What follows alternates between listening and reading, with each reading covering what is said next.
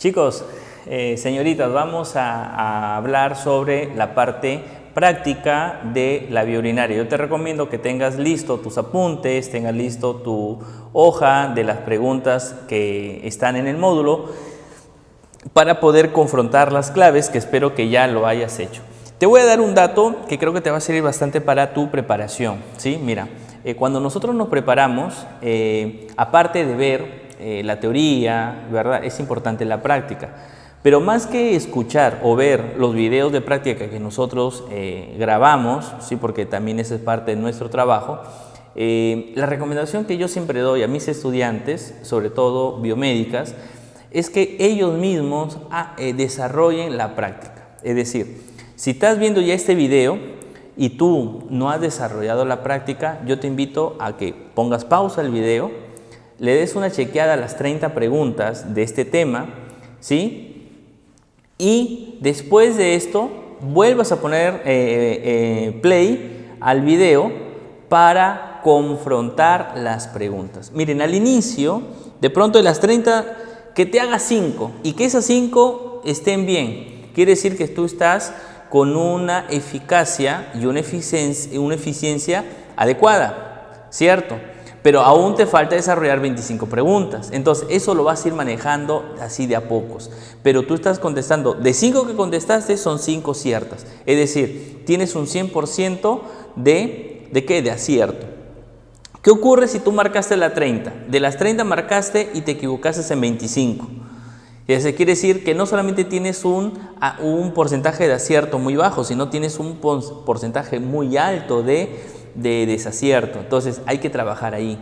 Pero ¿qué ocurre también si tú dices, bueno, al final al profesor le pagan por dar las claves y yo simplemente veo la teoría y me voy a la práctica a marcar y las tengo marcadas? Eso a la larga no sirve nada en el proceso aprendizaje. O sea, para yo aprender tengo que demostrar lo aprendido. Por eso mi recomendación.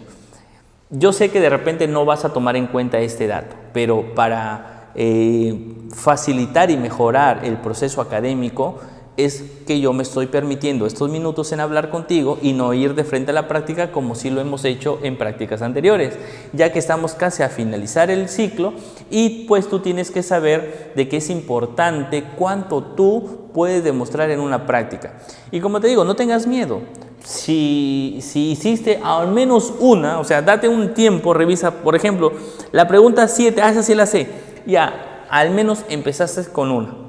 Eso te va a quitar el miedo cuando luego esas preguntas vengan en el examen de admisión, porque si ahorita tú no lo haces, a veces se complica el proceso cuando llegas a la admisión. Así que dicen que un consejo hasta de un conejo. Así que ya sé que le pusiste play, ahora sí vamos a iniciar nuestro proceso llamado práctica de la semana 10.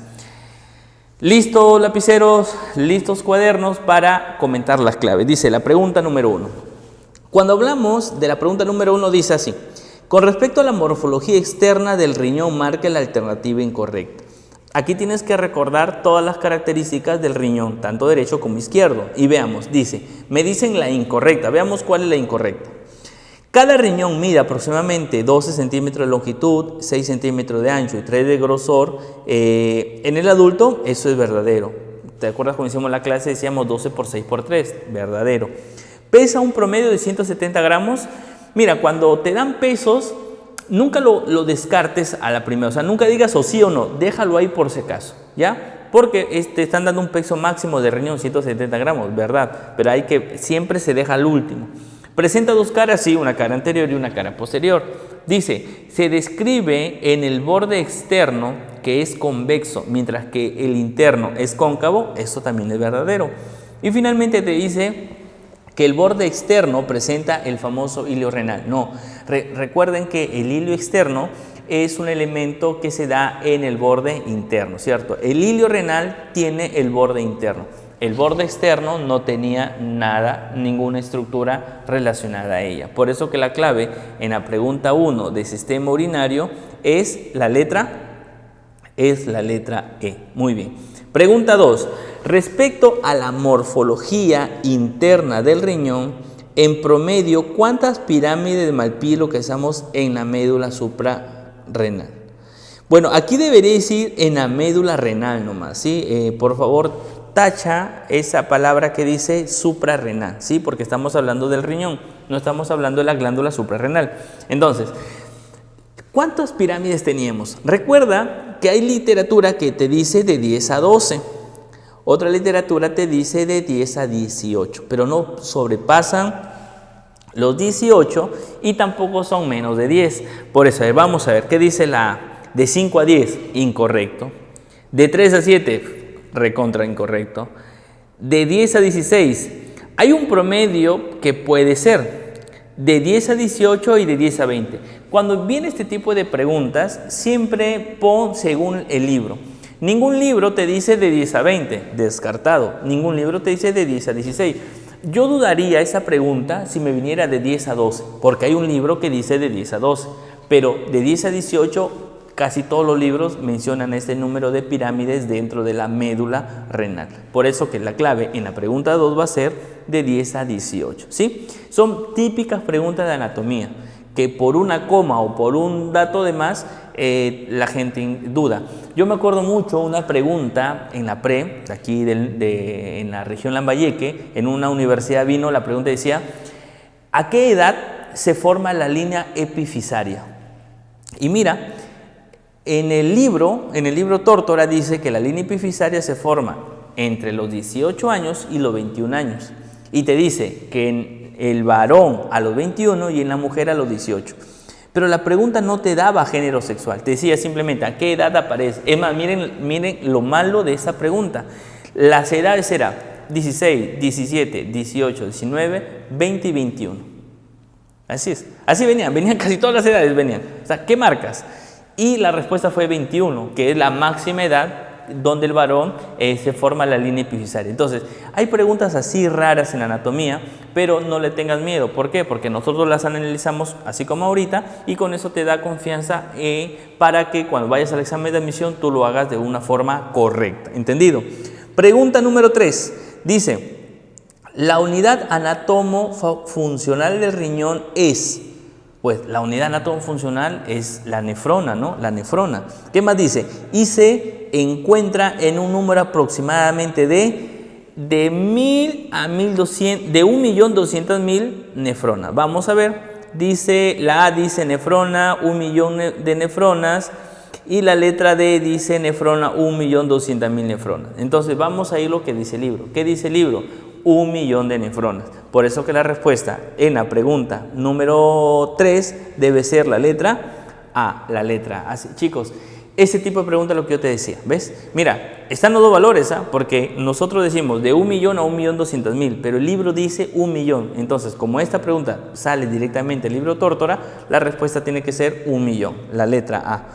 Pregunta número 4. Los riñones se localizan en la región posterior y superior del abdomen.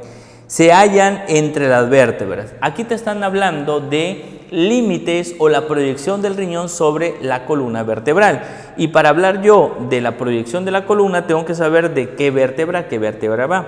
Recuerda que el borde superior del riñón izquierdo se proyecta con la vértebra dorsal número 12, mientras que el borde inferior del riñón derecho se relaciona con diríamos con la vértebra lumbar número 3. Por eso, veamos la A dice de la L1 al L4, descartada. La letra B dice de la L2 al L5, descartada también. La letra D dice de la D10 a la L1, descartada de todas formas.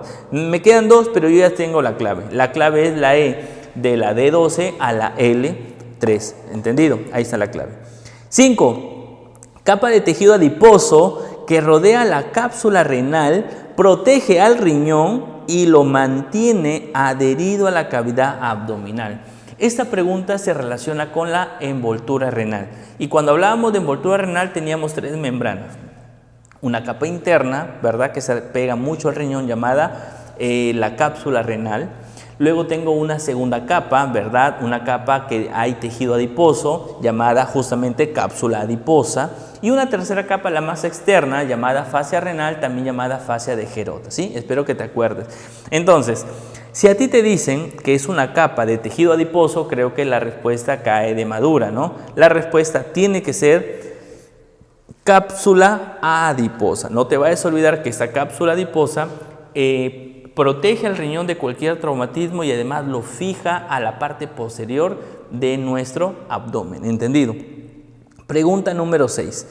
En un corte frontal del riñón, ¿qué presenta? Si cortamos al riñón así de un corte coronal o frontal, nosotros vamos a descubrir dos porciones. Una porción externa llamada corteza y una porción interna llamada médula. Entonces vamos a ver qué dice.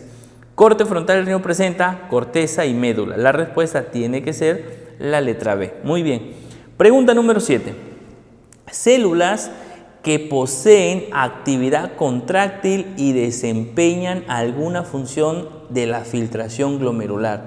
También remueven por fagocitosis los residuos de la filtración glomerular. Pues aquí están hablando del macrófago renal.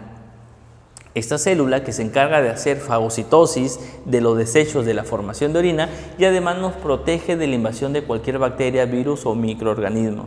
Estamos hablando de la famosa célula mesangial, ¿sí? La respuesta debe de ser la letra B, células mesangiales, ¿ya?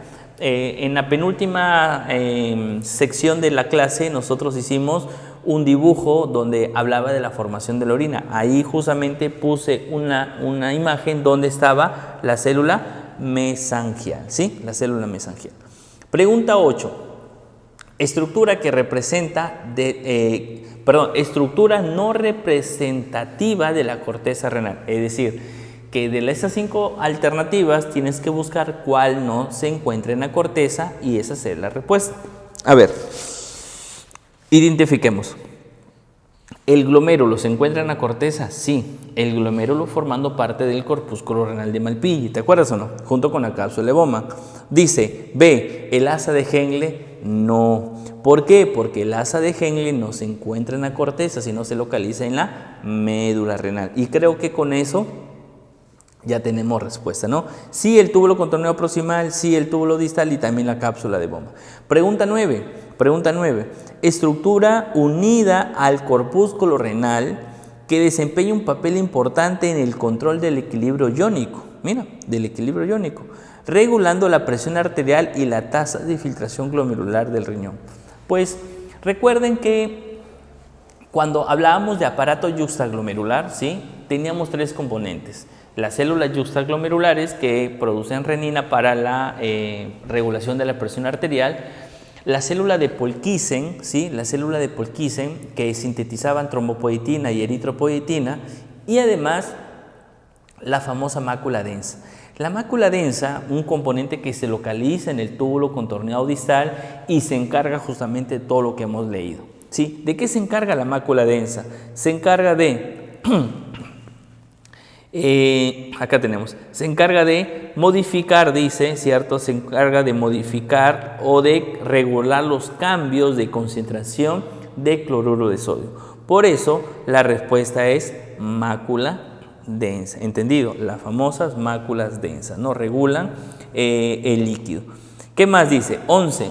Células mesangiales extraglomerulares ocupan el espacio limitado por la arteriola aferente, mácula densa, arteriola eferente y el polo vascular del glomérulo. A esas células se le llaman las células yuxtaglomerulares, ¿sí? Las células yuxtaglomerulares justamente se encuentran por fuera del glomérulo, por eso le llaman yuxtaglomerulares y se relacionan bastante con la arteriola aferente. No te vayas a olvidar, las arteriolas aferentes contienen a las células yuxtaglomerulares. Ahí está la respuesta en la pregunta número 11, ¿no? En la pregunta número 11. Pregunta número 12. Estructura hueca, músculo membranosa, encargada de conducir la orina desde la papila renal hasta la pelvis renal. A ver. Vamos a leer porque está recontra facilito, ¿ya? Dice, estructura hueca, músculo membranosa encargado de conducir, ya está el dato, ¿no? Conducir desde la papila renal, mira, desde la papila renal hasta la pelvis renal. Son en número de 10 a 18 por cada riñón. Esa pregunta es una pregunta clásica de trampa. ¿Por qué? Porque hay dos alternativas que aparentemente son la respuesta. Y si tú ya leíste la pregunta, espero que no te hayas equivocado. A ver, vía urinaria. Recordamos, porque eso lo hemos visto en la última sesión. Empieza, yo les dije, en cáliz menor, ¿verdad? Que las papilas renales desembocaban sobre el cáliz menor. El cáliz menor desemboca sobre el cáliz mayor y los cáliz mayores desembocan sobre la pelvis renal. La pregunta te induce a la trampa, pero después te da la pauta para no equivocarte. Por lo siguiente, te dice, mira, estructura hueco músculo membranoso que se encarga de conducir, ojo con el dato, la orina desde la papila renal.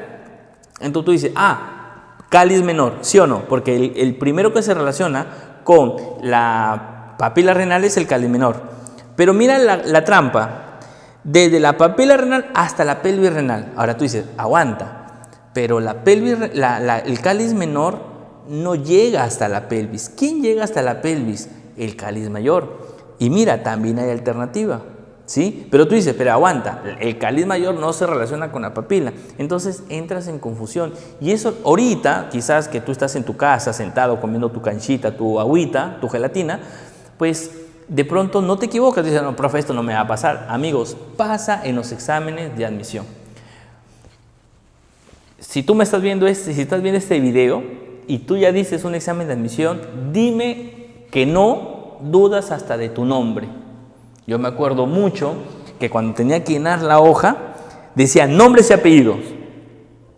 Te vas a reír quizás. Yo sacaba mi DNI, ¿no? No seas maleado, libreta electoral, no, mi viejo tiene libreta, yo ya tengo DNI, soy de la nueva generación, recién tengo 18 años, yo sacaba mi DNI, ¿no? Y a ver, ¿cómo me llamo?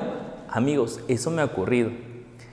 Y no solamente a mí, a muchas personas. Pregunta si gustas, ¿sí? Pregunta y me escribes y me dice, profesor, mentira, lo que usted está diciendo nunca a nadie le ha pasado. Yo estoy seguro que esto tú lo pones en las redes sociales y todo el mundo empieza a levantar la mano. Si a mí me pasó, a mí me parece, esto es una historia muy triste. Chicos, dudamos hasta de nuestro nombre, de nuestro DNI. Eso ocurre, ¿por qué? Porque estamos nerviosos. Entonces, este tipo de preguntas en un examen de admisión cuestan bastante, ¿sí? Por eso siempre es bueno leer y también trabajar la parte emocional en un examen de admisión. Entonces, ¿por qué te dije que al final te dan la clave? Porque al final, después de todo, dice, son en un número de 10 a 18. Entonces, con esto ya no hay dudas. Pero mucha gente no lo lee esto. Mucha gente, ya cuando dijo, lo lleva hasta la pelvis renal, murió con esta pregunta. Murió. Es más, puede marcar diafragma. Para que te des cuenta, cualquier cosa menos la respuesta correcta.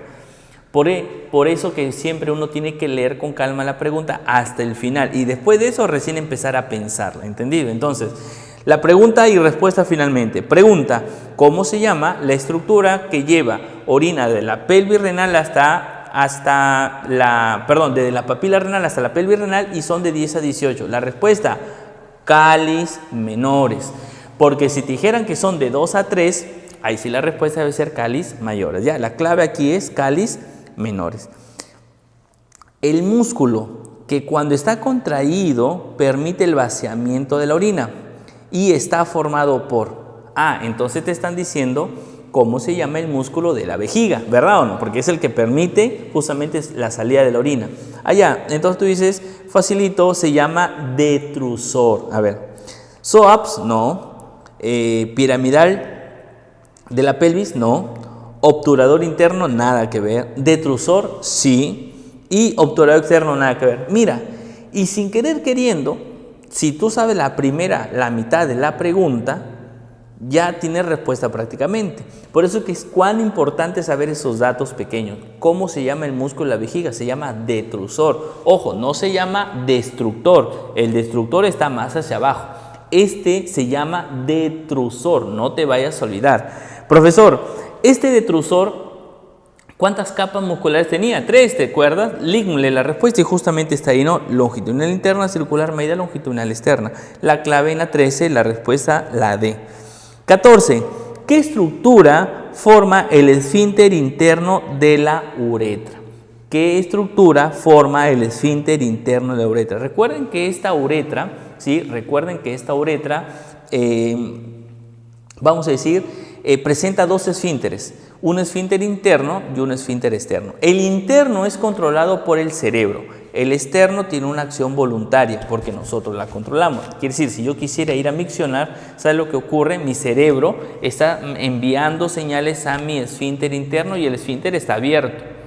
Pero ¿por qué no me sale la orina? Porque mi esfínter externo está cerrado. Entonces yo digo, quiero ir a miccionar, me voy a los servicios higiénicos, ¿sí? Y hago el proceso para miccionar, ¿verdad? Y relajo el esfínter externo y la orina fluye por mi uretra. Es así el reflejo de la micción. Entonces, ¿pero quién lo forma? Vamos a ver.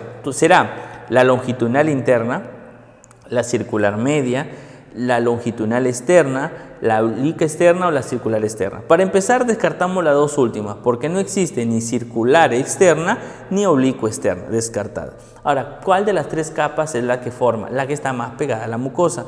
Por eso la respuesta es la subcapa llamada longitudinal interna. Esa es la respuesta, ya en A14. Pregunta número 15. Son dos conductos músculo-membranosos parten del sistema excretor cuya longitud, mira, escucha, cuya longitud es de 25 a 30 centímetros. Entonces, tú ya estás sospechando de cuál, dice 20, 25 centímetros. No vayas a pensar que la parte final, porque si no serías un récord Guinness. De 25 a 30 centímetros. Pero el dato dice que conduce orina hacia la vejiga. Pues fácil. ¿Cómo se llama el conducto? Que coge orina desde el riñón y lo mete hacia la vejiga y mide 30 centímetros. La respuesta es el uréter. ¿Y qué uréter era más largo? ¿Te acuerdas o no? ¿El derecho o el izquierdo? Vamos, responde. Es una pregunta que puede venir. Espero que hayas respondido correctamente. La respuesta es el izquierdo. Es más largo que el derecho. ¿Ya? Pregunta número 16. Mira, ya estamos pasando la mitad de la clase, espero que me la estés entendiendo. Estructura que constituyen el corpúsculo del Malpighi. Es una pregunta clásica, muchachos, una pregunta clásica. Yo cuando les hice formación de orina, ahí hay un cuadrito donde dice corpúsculo renal o de Malpighi es igual a el corpúsculo, ¿cierto? El corpúsculo de Malpighi está formado por, la A, cápsula de Bowman y túbulo contrarrestal eliminada. La B, asa de Henle y glomérulo eliminado. Letra C, papila renal y cáliz menor no tiene nada que ver. La respuesta está en la letra D. ¿Por qué? Porque te dice que está formada por la cápsula de Bowman y el glomérulo renal. Sí, no te vayas a olvidar de ese dato. Pregunta 17. La porción de la uretra masculina, ojo, la uretra masculina, ¿sí? Recuerden que la uretra masculina tenía tres porciones, una que está relacionada con la próstata, uretra prostática, la que atraviesa el piso pélvico, llamada uretra membranosa, y la que se mete al cuerpo esponjoso del pene, llamada uretra esponjosa. Vamos a ver, dice, ¿qué porción de la uretra masculina que presenta el esfínter externo? ¿Dónde se localiza el esfínter externo? Esta se localiza en la uretra prostática. No se vayan a olvidar. La clave sería la letra A. 18.